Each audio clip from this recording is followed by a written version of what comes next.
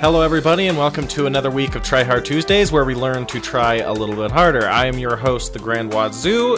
Sitting here with me is my every-time co-host, Flubb. How you doing, Flubb? Doing pretty good. I didn't give you the Grandmaster title this time. Gotta earn it. I gotta earn it today. Re-earn it. You know, I just gotta see if it's really... It's like an audit, you know, like what they did with Lance Armstrong. Like, he can still re-earn those somehow. But, right. Not to say you've cheated or anything, or boosted or anything to get as good as you are at this podcasting thing in so short a time, but we are going to be looking into it.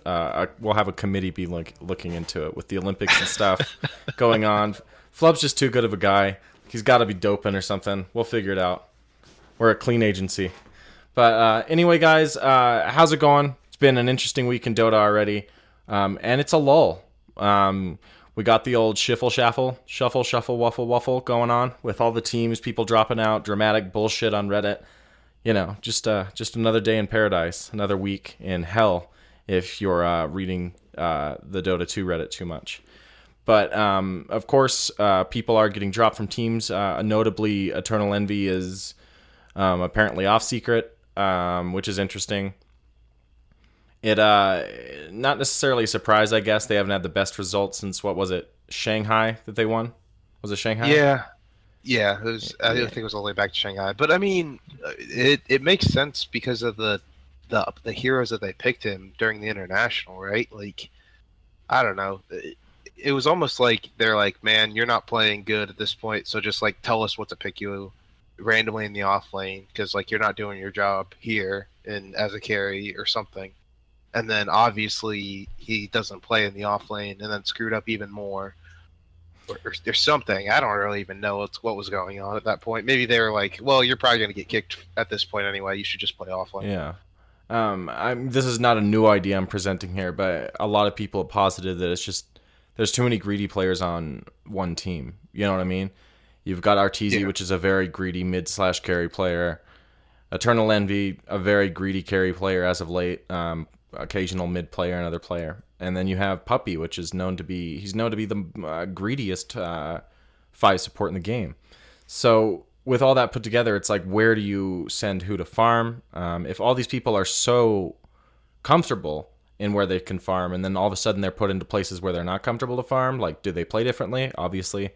And I don't know. It's really shown that you can get an all-star Yankees draft, and it might not come off. Did you see that coming from way back when Arteezy joined the team, Flubb, or have you followed Secret much? I mean, it's hard to tell if something like that is going to fall through.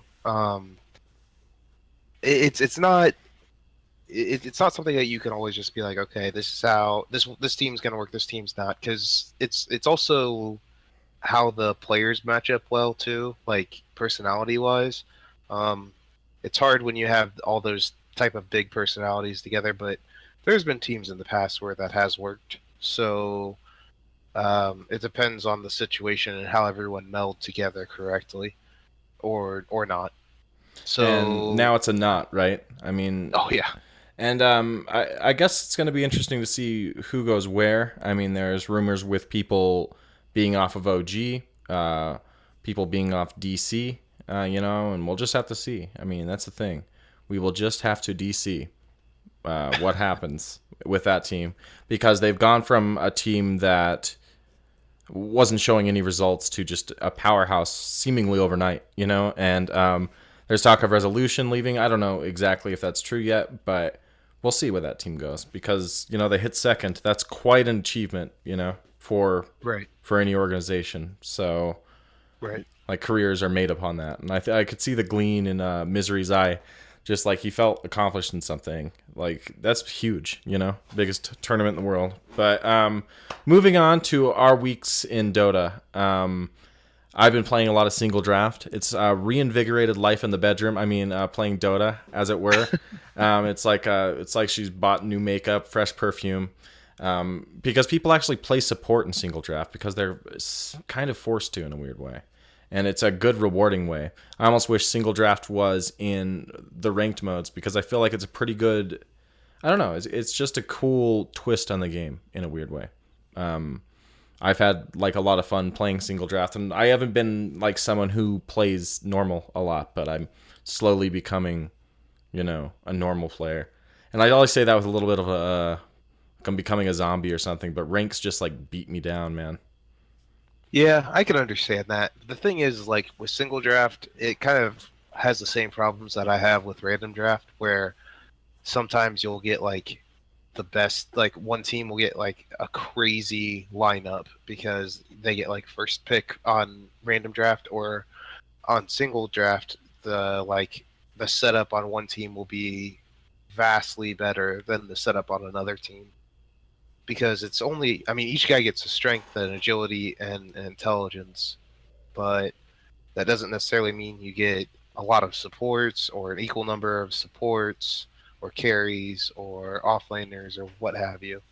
Yeah, and that's So definitely it kind of weird. that's an important criticism because it doesn't give you like one carry, one support, one semi carry. It gives you one int, one agility, one strength hero, and that's Right. it. I mean, you can trade, right?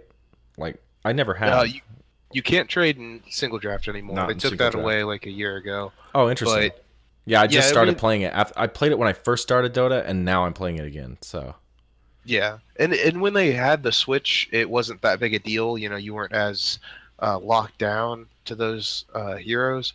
But it's more of a problem. It's not a problem with switching. It's more of a problem where they need to give like the actual even match of like, okay, this guy's an offlaner, this guy's a mid, and this guy's a support, or somewhat of that like availability to each player, because it's not about like who can play the hero. It's about like who has the better team when you pick it all up at the end. Because I've had games where it's like our carry is a brood mother because that's the best option, and that is a horrible place to be in. yeah, and sometimes you're just screwed, and I guess that's the thing with being controlled into what you pick. Like I was wondering about like a position draft type mode where you pick or sign up for a position because at my level no one plays supports, or if you play support like you're the solo support, you know what I mean? And like you're buying every ward. And Yeah, so I just like single draft because like you typically had some kind of lineup if you can work around it because you know at least one person's going to pick an AA if they see it. You know what I mean? Because it's such a strong support pick. Why would you deny that in the pool? And like yeah. at least people are like to that level, and I'm like high skill in normal, and I'm not in my ranked. So it's like I've had an entirely different quality of game recently, and it's like a tale of two cities kind of. One is a very Yeah, that shitty makes city. sense. The other's it's okay, It's I can live with it. Right. But it's The always thing is, bad, it's always bad. yeah. Yeah, the thing is though, like whenever I play unranked, I generally my unranked and my ranked are about like the same level. So for me, I just like always jump on ranked. And for ranked though, it's I understand what you're saying, where like people around your level don't generally have like multiple supports, and that's pretty much everywhere, man. Because like I just had a game the other day where like an axe went into jungle, and it's okay if there's an axe in a jungle, but then like people need to help out elsewhere. Because like I played Witch Doctor that game, I'm pretty sure, and they had a Ricky on the other team, and it's like no one was buying Vision and no one was buying wards. So like I had brown boots and I think like wand at 30 minutes, because like I had to have sight up constantly, and then no one would push or anything. So That's like a certain layer of hell is what that sounds like. And then you just it keep getting picked off. Fucking it's support. Suka blia. You're just that like, it's that sixth position life, man. Yeah, it is. It is hell. But you know, you get through what you can, and then you hopefully don't have that the next game. So I just have a um, problem with ranked because it's like I don't know. I've mentioned it before, but it's like I feel like I win and then I lose and then I win and then I lose and then I win and then I lose. It's just like back and forth. And yeah, I don't know why that is, but I think it's because I like after a win I get like like a gambling effect. It's like I feel like I'm up a hand, and I'm like, I should walk away. Herb should walk away. Like a stupid cartoon character. Like I don't know, like pulling on my collar, and then I lose MMR or something. But like when I don't take it seriously or take a break with normal, it like normalizes. I wonder if that's why it's called normal or something. But I like normalize to that environment again, and then I go in and I don't take it so seriously, and I can kind of just play a game. You know what I mean? Yeah, yeah, that makes sense. It's weird psychology for me, and I've had it with like competitive games, and it's actually something that took me away from StarCraft 2. I just felt like I couldn't keep up, and like if I'm shit, like why would I play? Yeah, I can understand that. I just, as like someone, I've always been an incredibly competitive person. So, and you're probably a similar mindset as me. Yeah, but I'm not good at Dota. That's the difference. But I am competitive at it. Well, I mean, it's a certain thing that happens for me is like if I'm so dedicated to something and I do think it's fun or I had fun at one point, I need to get better and get back to that point. If I'm like losing myself or something in MMR, then I like need to like prove to myself that I got to get back up there. So for me, it's like a constant struggle. It's like, okay, I've achieved this before. I need to get back to that point, or when I start like gaining MMR, like truly gaining MMR, when I'm like back up to what I was before. Um, it feels good because you feel like you're being validated for what you've been doing for years. So I don't know. For me, like if I go and I play a normal game, if I win, I don't really feel like I kicked people's asses or I did well that game. It's like, well, people could have just been like screwing around. Whereas like if I play ranked, for me personally, it's like, oh man, these guys came in trying and I came in trying and I beat them.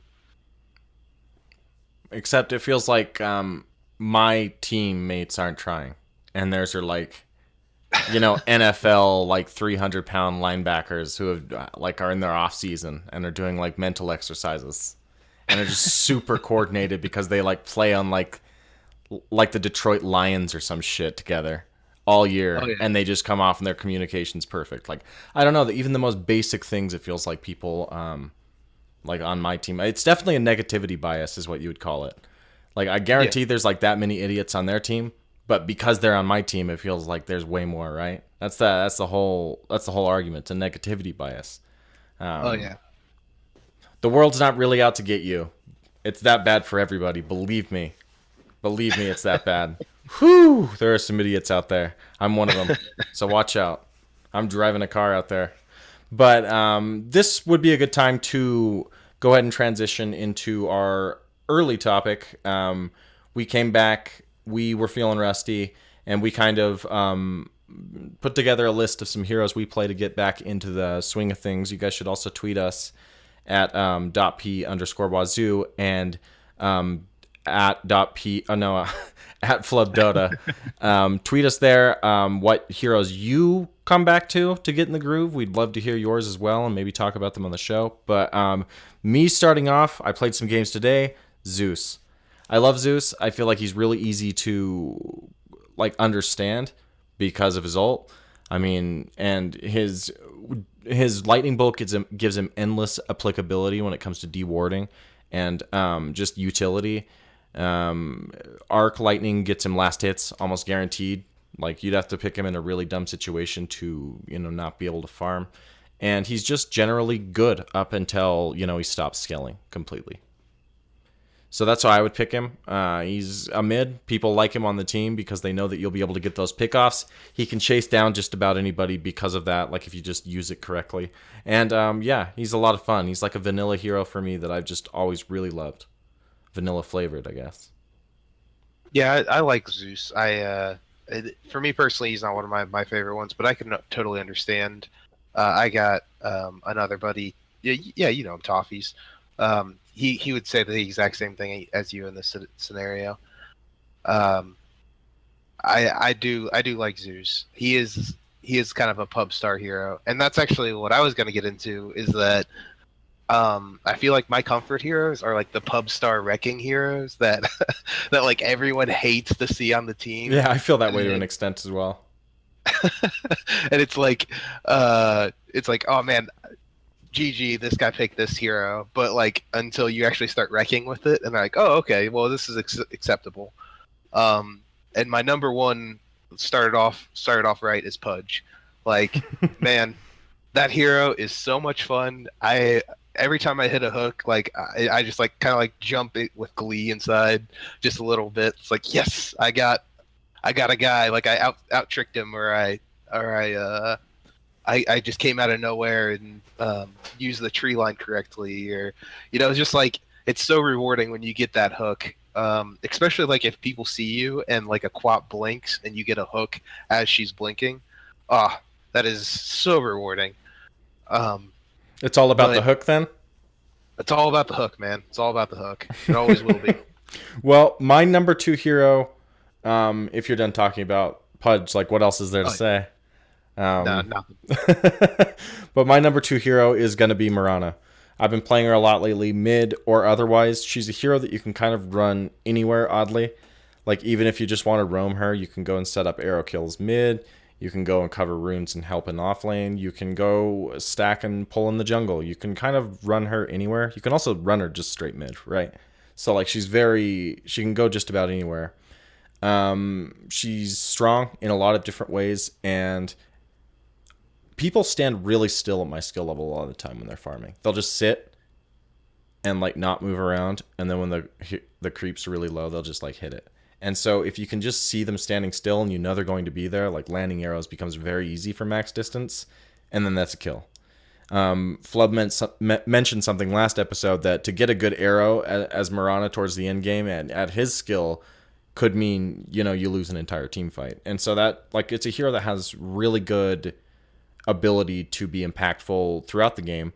And the ult is very good at any skill level, I think. It's just being able to initiate like a smoke gank, or you can also get your team out of bad situations. So I just think she's a good hero to come back to get into the basics. You can ward with her very well. You can do a lot of stuff with that hero. So. Oh yeah, she's very strong. She's actually my most played hero overall. So, I agree with you. She's pretty crazy, and she's also really fun to play because it's a similar situation. Skill shots, being able to throw that arrow is a lot of fun. And kind of like catching people out. I do want to say I was a little bit wrong about something last week. My Lotus Orb thing that I was telling you that people could just use Lotus Orb on her arrow. Apparently, that's not how it works. It's only for like hexes, not all stuns. So that's why people are building it less. Apparently, they switched it like a couple patches ago. That doesn't work on all stuns now. So. Sorry about that, everybody, but that is a way to that is not the way to counter Mirana. I was mistaken. You're not helping your doping argument here, Flubb. Like, do you ever want to be Grandmaster again? I gotta let the viewers know, wow. that like actually this is good for you. This is honor and integrity we're seeing. Awesome, Flubb. You actually gained points, oddly. There you go. I fail and I gain points. Boom. All right, cool. I like how this Dumbledore, works. dude. You just got awarded house points. Everything has a Harry Potter reference. But okay, so what's your second hero? So my second hero is definitely Sniper. Like, everyone hates. Sorry, on I'm Sniper. gonna have to ask you to leave here. We got another co-host lined up, so I was gonna get up and open the door, but I'm not gonna go that far for this joke. Sorry. Continue. Sniper support, man. Like, everyone, like they roll their eyes as soon as they hear it, but it is so strong and it is so much fun. Just makes me feel ill when I hear it. It's just like, ugh. The thing is like people, everyone has that reaction, and then they like see it in action, and like, oh man, this is actually really good. And the idea of it is that like shrapnel gives you vision. It's 3 things that in a team fight, like if you land 3 shrapnels in the right direction, it slows everyone in the team fight and does massive amounts of damage. Plus your support that never has to get anywhere near the front line. Like Shrapnel is your very good, and for vision. You know what I mean? Like just sieging anything. Like oh if you're yeah, going for a high ground push, just throwing some shrapnel is very good. sieging sight also it stops blinks, and it just like has that massive area that it like if anyone runs in that area, it's hard to blink into that.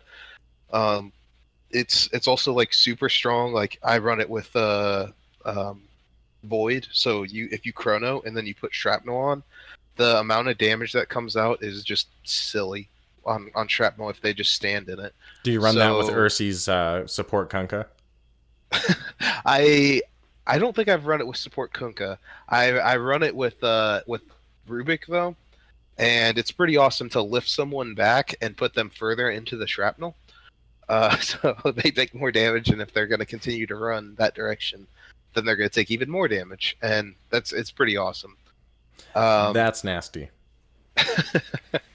and I mean, there's a bunch of little tricks that if anyone's ever interested about support sniper, that I can always share because there's different item builds I go in general, but a lot of times what I'll do is I'll just like go something to keep myself alive, whether it's like if I need to, I can grab like tranquils, but in general, I like to try to grab like treads and then eventually work towards a desolator. Because if you get desolator treads, you've done your job for the rest of the game. You just auto attack one person, and your carry is going to deal extra damage to them. And I mean, you're just like sitting in the back. You don't need to be about attack speed damage. You're just there to add the minus armor constantly.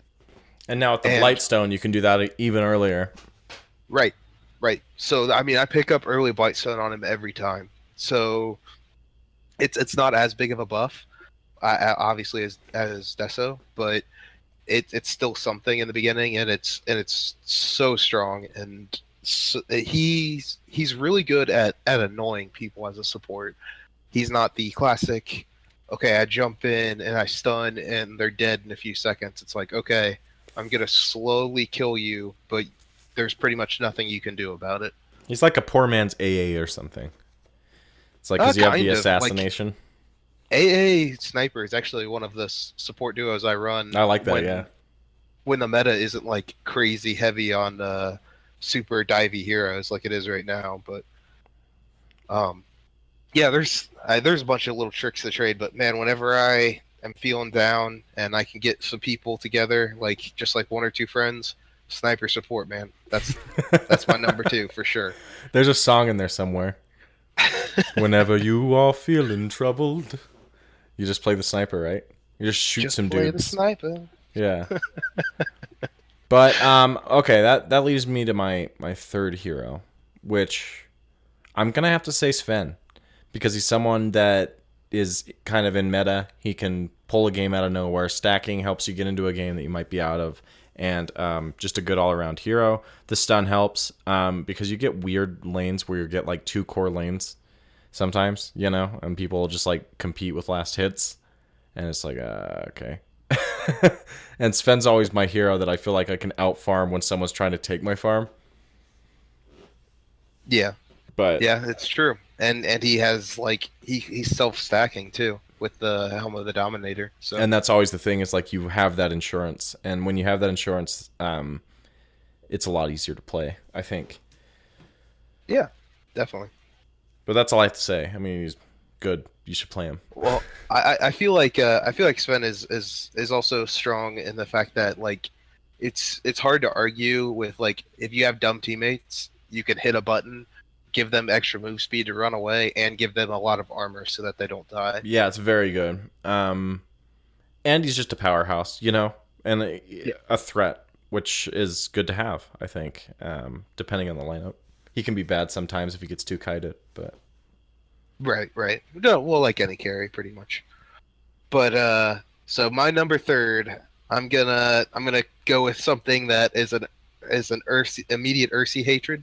I've gotten a lot of flack from him already for this, but I love me some Warlock, man. Warlock is definitely my number three. That hero is so much fun. I never really get to play him, but playing Warlock mid is one of my favorite things to do. If you ever go up against an SF mid and you play Warlock, there is no way that I cannot kill him. I can kill him even if there's a support there. I can guarantee kill an SF probably 4 times before minute 7. Like, it is so good versus SF, and when he's good, it's like the pick I always pull out. I learned it from a buddy like 2 years ago, and it's just incredible. And then I've actually transitioned the idea, like a similar idea for him in the off lane, and I have a really neat way of playing him in the off lane now, where basically I get I get the similar items that I would mid, but whenever you heal, you just whenever you need to heal, you heal yourself, and you drop your item so that you can heal up, and it'll pretty much heal you to full every time because you have like no health if you don't have any items, and then you just pick up your null talisman again, and I mean you casted it when the null talisman was on you, so it's just like a never-ending chain of heal, or you can You just get have an iron infinite talon. sustain, and then you're solo, right? Typically. Yeah. So you get the golem up around when? Generally I'll get Golem up like around like 5 minutes, 6 minutes, somewhere around there. What do you do with it immediately? Like I just like once you get Golem, you can either like stay in that lane and like if a support rotates out, that carry's dead immediately. Or if I need to and they're like diving top, you can just hold on to it, TP up top, and save your carry. Dropping a Golem immediately saves them. Stuns anyone, pierces through BKB, just an immediate save. And if they keep going, they're going to fight a Golem, which is the dumbest thing you can do in Dota. Trying to fight a Golem at like super low level, it just tears through people. And whenever you drop it, you have to get a tower. So the creep wave has to be like a little bit up already, but whenever I drop it, I'm dropping it usually when they have the potential to have people save them when they TP in. Like you never want to. You can drop it if like the creeps are on your tower, but you're not going to get anywhere near as much out of it as if you are like aggressive with your rock. Yeah, it's Also, a very good stun, but it's also a very good punchy punch. Oh yeah. Like that guy's very good at punching early on. So why not use that? I see a lot of warlocks don't do that.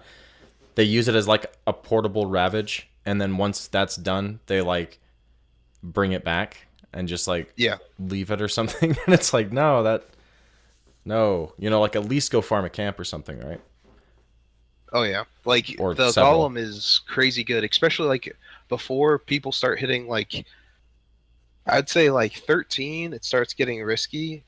Like your Golem can start dying pretty easily, but before then, it's really hard to deal with a Golem, especially if you have like one hero around with you, and he just smashes on towers and smashes on people in general. He is very, very punk rock, pretty much. He is the punk rock. But that wraps up our discussion on, our comfort heroes that we do to get back in the swing. I'm getting back into the swing, but I don't know if I'm ever in full swing. I'm getting back into half swing, I think, and having a good time doing it. One thing that has been kind of the buzz at .p is like organizing these drafts. Some are cheesier than others. I'm not going to name any specific cheesy drafts because we don't support things like that here. We're a clean podcast. But, we luckily have a draft aficionado right here in-house. And everyone looks around the studio. No, he's right here. Flubb, the guy who was caught doping and podcasting. Flubb is a fantastic drafter. He's been called people's favorite drafters. He's been called an amazing drafter. I've seen him draft. He takes risks as well, and he's maintained his humility. So we are going to be discussing when you spot a strategy out in a draft. When do you know what people are going for? What are your what signifies that? What's an indicator of some type of cheese strat or some type of push strat or whatever? And Sometimes I can figure it out about second pick. It depends on what they're picking and how much they reveal of the draft. If you're going for real cheese and people are going like all in on a certain style, generally you can tell about second pick. If And they're what do you going look like for exactly?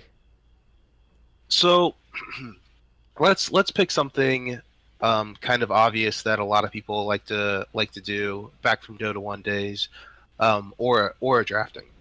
A lot of people like to go like Luna and Venge together, Yep. or like Venge and Drow, for like these early push lineups. Um, and if you pick those stuff early, you can tell that they're gonna try like they're gonna either like 5-man really really early, like Roland and Cyphus. They have this, or maybe it's just Roland, I think, that has like a draft that came out, where they're trying to like push super early, and you can't tell the difference between the minute zero 5-man push and the 10-minute 5-man push until like pick three, but you can still defend it properly either way because you need to be able to have wave clear. Like wave clear is designed to stop that, and you need to make sure that you have it. And any good drafter is always gonna, the first couple picks, they're picks that not only are flexible, but they fit multiple. But they fit the idea of a draft where they'll have a lot of potential for like wave clear, or a lot of potential for CC, or whatever the idea is in the beginning. It's something that has to be in every draft, no matter what. So you always need to have a certain amount of wave clear no matter the draft. If you're going versus like a Drow, like okay, if someone picks Venge, start off like first pick, they have first pick and they pick up a Venge. I would try to look at that pick and I would say, okay, there's an easy chance that they're just trying to pick this. So if we pick up a void, then they'll have a counter, right? But at the same time, you also want to realize, okay, this is an aura. They could be going for 5-man cheese, and you want to keep that in mind. So if they're going for 5-man cheese, then you want to have some type of wave clear, and something that I could then pick up is maybe like, like something that is super strong in the off lane that like needs levels, that generally has like something good to offer. So I would pick up like a Tide or a Beastmaster, because with Beastmaster, if you know that they're going that super cheesy strat, you can just level your axes up really high, when you're farming up there, and you don't want to initiate until they're pushing your tier threes.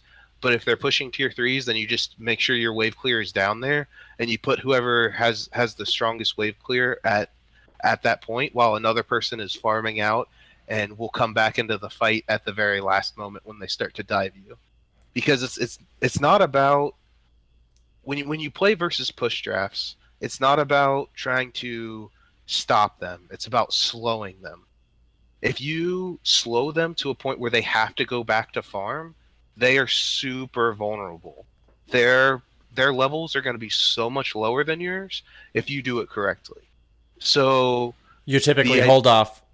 So you wouldn't defend a tier 1, tier 2 push early on? Like, say, nope. you just let it go? I just let it completely go, especially if they're like 5-man pushing, like at minute zero, and they did Roshan. Like, you have someone with, like, I would probably go like Coddle second phase, so that you have a wave blast, because there's no way they're getting piped that early. They can like start working towards it, but they're not going to have it. And you just keep waving their wave, and hopefully you'll slow them down while your other guys are farming. But you want to have like good, constant wave clear. So Keeper of the Light's really strong. Timber. Timber's really strong. But Timber is someone that you'd have for the off lane. So you want to have someone who's like a support wave clear, who can like deal with it and not worry about what levels as much. So in general, what you're thinking here is like, Coddle. Rubik's not bad, actually. A lot of people don't give him credit because his his blast makes everyone do less damage. So that slows their attack damage down, and it does damage to their creep wave, lowering that down. So he's pretty good.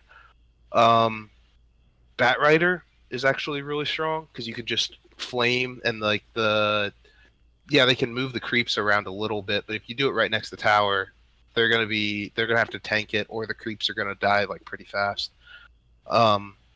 So there's all these little things that you can do, right? But nothing too crazy and nothing too time consuming that will like take away from your draft. And the first step, of course, is recognizing the problem before it happens.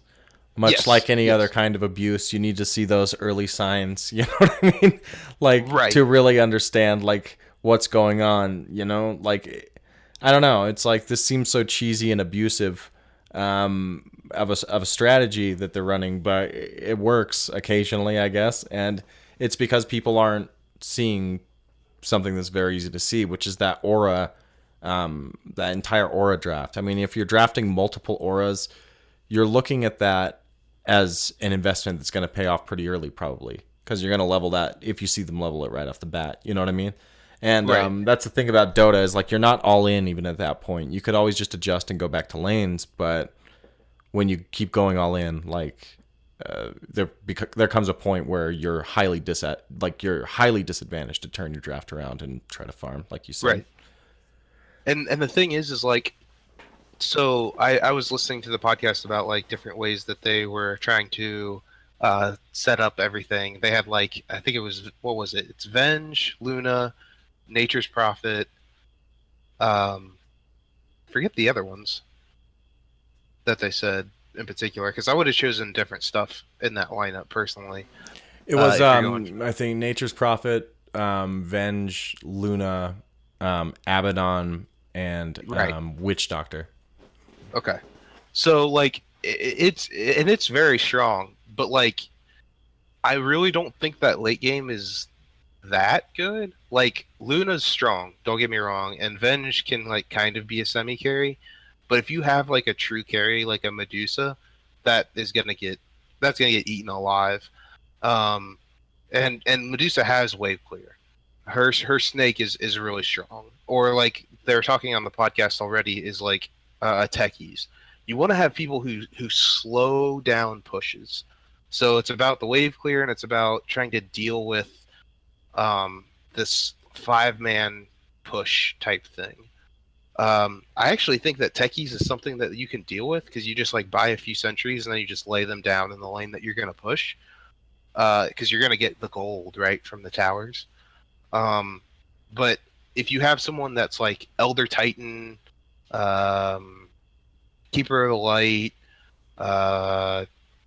Timbersaw, when they actually like get to the tier 3s, it's going to be really hard to take it because you'll have so much damage that they'll have to tank it themselves.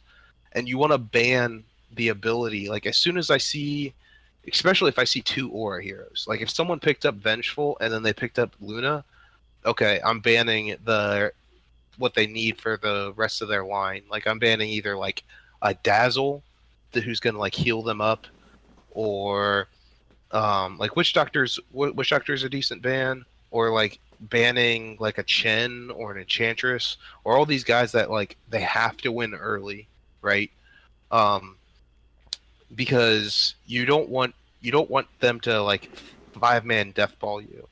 But you need the idea of just like, I need to win after this, but not sacrifice everything to stopping them. So wave clear is important, but also having like a carry like Medusa, or like I wouldn't say Spectre because Spectre is like super vulnerable to this, but like Medusa, maybe even like Razor's decent. Like Sniper maybe. There's like certain heroes that you want to pick up. Legion Commander is super strong for sure. But yeah, she has a lot that adds to that. But I think you've pretty thoroughly answered like how you could spot that. Let's talk about something a little bit more complicated. You mentioned to me you have a lot of experience in bait drafting. and drawing out picks that you can then counter, right? Is that pretty much what that means? Yeah, yeah. So Can you give me some type of like example? Like, when does that super come in handy? Do you have any great tales of bait drafting? So, bait drafting is something that I like to do a lot, like you said, and basically what it entails is it's you're setting them up to believe something is a certain way, but you go 180 and you go and you put them like in a different position, or you put them in a different situation to like move it around. For So instance, like drafting a Marana and maybe they think it's a mid, but maybe you move it to another lane and get right. another mid later on that better suits the moment. Right, and that can be because they counter you, and it's not necessarily a bait at that point. But like a bait draft for me is something like I'll pick things that people think only belong at a certain spot. So for me personally, sniper support, no one ever knows about that unless they listen to the podcast or they're a friend of mine, because that just people don't do it because they don't think it exists. So like if you have like random weird strats like that you can pull out of your pocket, you can dictate the draft from that point. Because if I pick up a sniper early, what are you going to pick? If you think that that's a carry, you're going to pick someone who gets in that sniper's face. You're going to pick like Spirit Breaker. You're going to pick Slark. You're going to pick these guys that can just jump up on top of me. And it's like, okay, great. You stopped the one support who I don't really care about, who's just going to lay down shrapnel before he dies anyway. So I can then just pick up like Razor, for instance. Razor is, oh man, it's my favorite thing to pick up with support sniper, because you can just anyone who goes in on sniper, you can just static link them, and they are these high divey heroes that depend on that damage to get the kill. So then you don't kill the sniper, you don't kill a Razor because he's freaking Razor, and You have you just a have to ton be of divey. output of damage, yeah. Right, and you have to be divey for them to work. Like you can't, if a Spirit Breaker can't dive, then what does he do? His farming rate is horrible. His pushing is maybe just as bad. He doesn't have potential besides diving heroes, and he's maybe the best at it. But if you put someone on the team that better fits that role, then you can like bait them into a scenario where they're like, okay, we won here. Um, but you're really doing something incredibly different. There's also stuff where I've done that where like um it's funny, like I used to pick Sven, and I used to pick him as a up early, and if they had like strong counters for him, I would go down this draft of like all stun, and it's really funny.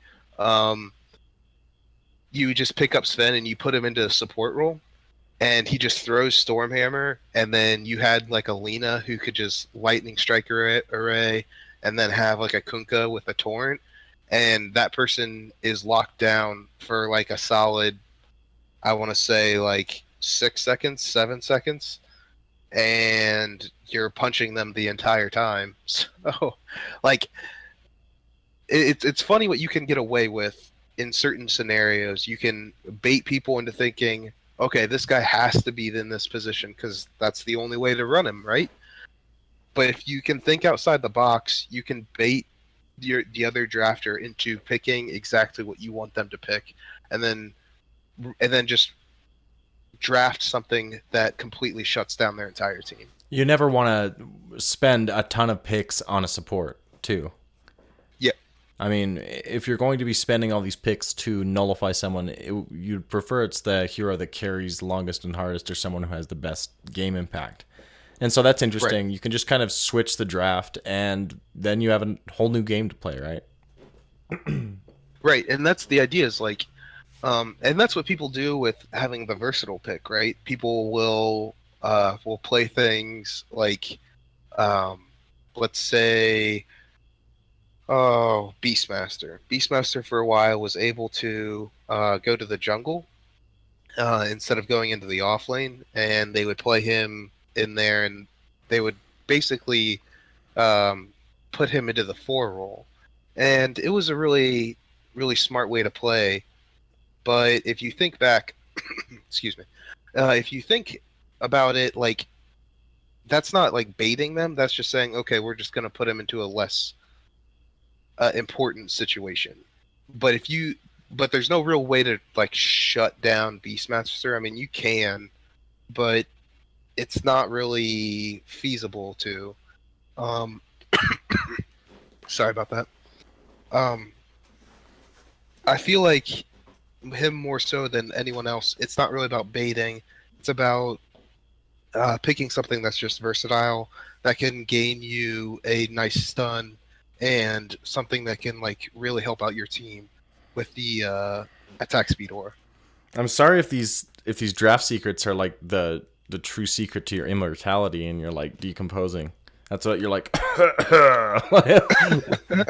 No, I'm just dying of coughing for some reason at this moment, but I will hopefully stop coughing. That's okay.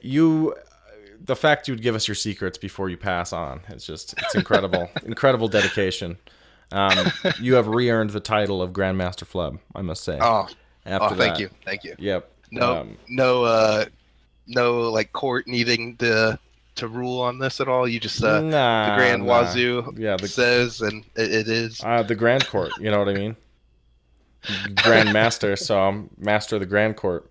But that's a good primer, I think, for drafting discussion and what you can look for, and hopefully get you thinking on the malleability of drafts in terms of, if you pick something, it doesn't necessarily have to go somewhere. You can switch it up later on, and there's a lot of strengths in this to Dota, especially if you know what the other guy's doing. It's always good to have a plan. So I think we're going to wrap up the draft discussion. I'd like you to do a bit. Do you have anything else to say? Like, do you want to close it out or anything? I want to say that, like, it's not always about like picking something that like seems stupid. Like, you want to.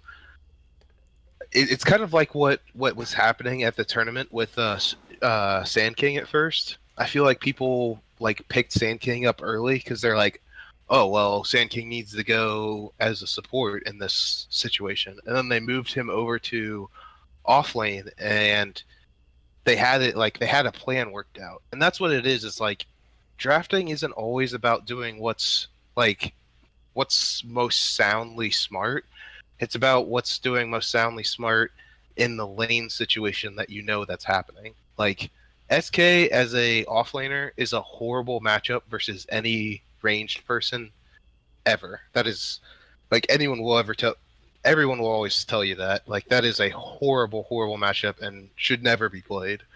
But if you can predict where the other team is, and you can bait them into scenarios or counterpick them or do whatever you need to do for drafting, you can get away with some really weird picks. And I encourage people to try to experiment with trying to get new and weird heroes into a lineup that you know that you can beat one-on-one in certain scenarios.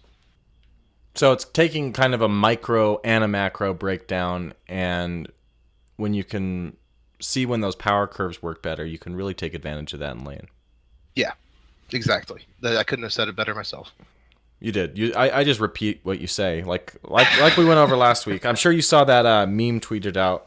I think Blackheart tweeted it out of. I had a photo at TI next to the portrait of Lycan saying, last time I was 3K, Lycan was in meta, but she photoshopped Flubb's face over the Lycan. And I think it should be both Lycan and Flubb. I think Flubb should be the other one. And that would be more accurate, because like Lycan, Flubb, it's like do a Venn diagram, it's split in half, like my influences. So that's the wrap up of our drafting discussion. We're going to be doing a lot more in-depth drafting topics and concepts. We're also going to be continuing our amateur team building discussions, I guess you can call them. We'll be probably doing that next week. So we'll have a smattering of new content coming at you. Flubb, thanks for that. That was really educational. It's I I know some of it seems very obvious, like it's like just look for the auras, but a lot of it is heroes around it as well, and looking at where you can counter it. You know what I mean? Rather than just kind of being a passive observer while it happens to you. So it's interesting to know what you can do in that respect, and kind of what counters what. So I appreciate that, dude. That was enlightening. Well, it's also can work for other stuff too, like wombo combos and everything. It's just seeing what matches up and predicting what's going to happen from that point. And those predictions, I mean, a lot of it is a lot of hours in the game, sure, but other stuff can be, you can analyze it, you can understand these builds and when the hero comes online, etc., to help that out, right? Yeah. So, yeah, that's very interesting. And we'll be continuing those discussions moving forward. For now, we have some plugs we got to do. Grandmaster Flubb, I almost called you by the wrong title. That would have been very disrespectful. But why don't you tell people where they can reach you and what you're involved with?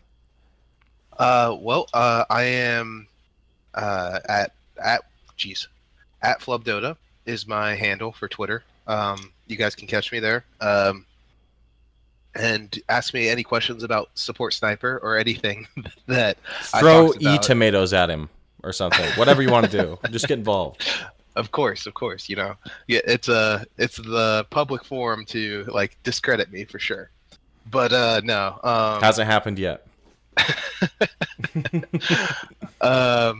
The other place that you can definitely find me is at the in-houses on Wednesdays.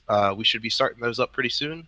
And I like playing with the community and trying to get involved. So if you want to come see us, meet up with us and play, we generally cast every game, not every game, but one of the games every hour or so during the night. So it's a lot of fun. You get a chance to get your game casted, and we just are there to have a good time. So you should come join us. Definitely come join us. You can find information at www.defenseofthepatients.com. Under ladder, there's information concerning the in-houses. We're going to get our website redone and stuff pretty soon, I think, and that'll be looking better. Check us out at Twitch at .ptv1, on YouTube at .ptv.